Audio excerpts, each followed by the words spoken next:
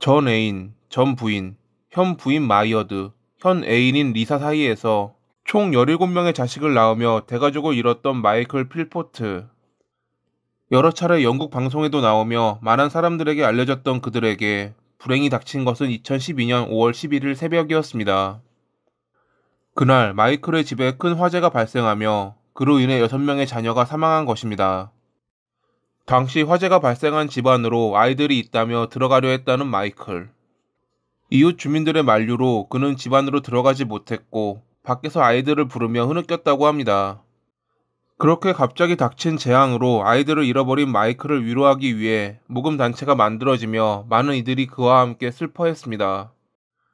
하지만 화재가 발생하고 대략 2주가 지난 5월 28일, 마이클과 그의 아내 마이어드는 체포됐습니다. 살인죄로 말이죠.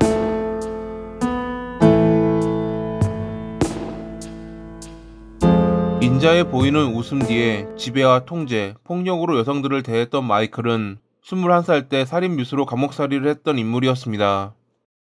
당시 그는 2년 동안 사귀던 킴이라는 여자친구가 있었는데 어느 날 그녀가 짧은 드레스를 입었다는 이유로 그의 폭력이 시작됩니다. 석궁으로 그녀의 급소를 쏘기도 하고 망치로 위해를 가하기도 했던 마이클. 그런 그가 두려웠던 킴은 헤어지자는 편지를 보냈고 편지를 받은 마이클은 화를 내며 그녀의 집으로 향했습니다. 침대에 누워있는 그녀를 흉기로 찔렀던 그는 소란 때문에 방문을 열었던 그녀의 어머니마저 공격한 뒤 달아났죠. 킴은 심한 상처를 입었지만 다행히 목숨을 건졌고 이 일로 인해 마이클은 살인미수로 유죄 판결을 받으며 7년의 징역을 선고받았습니다. 하지만 겨우 3년 2개월 만에 가석방된 그는 다시 사회로 나와 다음 희생자가 될 여성을 찾아다녔습니다. 1986년에 한 여성과 결혼해 3명의 자녀를 두었던 마이클을 당시 그의 아내는 매우 두려워했다고 합니다. 마이클이 자주 보여주는 폭력과 집착에 무력해진 그녀가 할 수 있었던 것은 그가 제발 다른 여자와 눈이 맞아 자신을 떠나길 바란다는 기도뿐이었죠. 그녀의 소원은 곧 이뤄졌습니다. 당시 37살이던 마이클은 14살의 여성과 사랑에 빠졌는데 그녀는 그와 함께하기 위해 16살이 되던 해에 가출해 그의 집으로 들어갔다고 합니다. 둘 사이에선 2아이가 태어났고 마이클은 더 많은 아이를 원했지만 더 이상 그녀가 임신하는 일은 없었습니다. 그 시기 마이클은 직장 동료에게 위해를 가한 혐의로 집행유예 2년을 받기도 할 정도로 그의 폭력성은 전혀 변하지 않았습니다. 콩깍지가 씌었던 애인도 그를 떠났을 무렵인 2000년, 그는 19살의 미혼 모인 마이어드와 만났고 2003년에 재혼을 하게 됩니다. 그녀와 관계를 맺으며 또 다른 미혼 모이자 고아였던 16살의 리사를 자신의 집으로 끌어들였던 마이클. 그렇게 4명의 여성 사이에서 17명의 자식을 낳으며 대가족을 형성했던 마이클은 방송에 출연해 정부가 자신에게 가족들이 살 공간을 마련해줄 의무가 있다는 멍멍소리를 하며 사람들에게 욕을 먹기도 했습니다.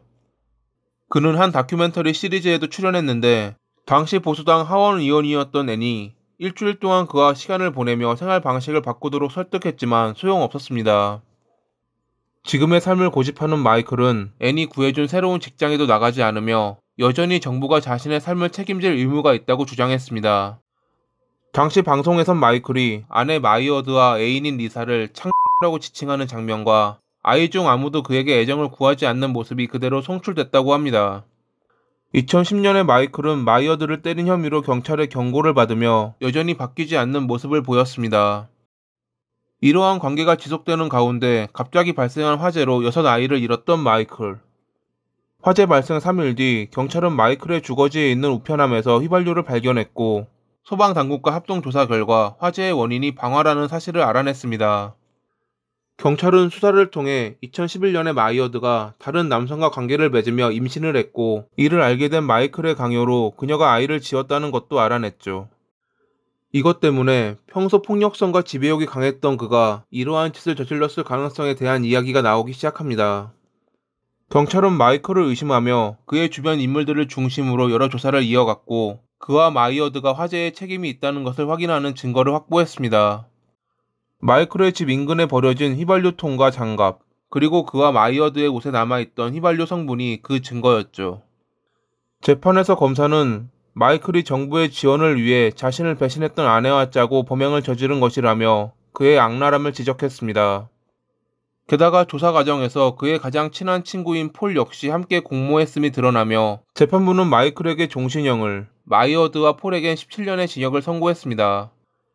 마이어드는 남편이 자신을 지배하고 있었기에 어쩔 수 없었다며 항소했지만 법원은 그녀의 항소를 기각했습니다.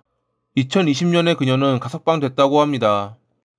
반사회적 인격장애를 가진 과시주의자라는 판정을 받기도 했던 마이클. 사람의 탈을 쓴 짐승은 지금도 우리에 갇혀 자신의 죗값을 받고 있습니다. 오늘도 시청해주셔서 감사하고 새해 복 많이 받으시길 바랍니다.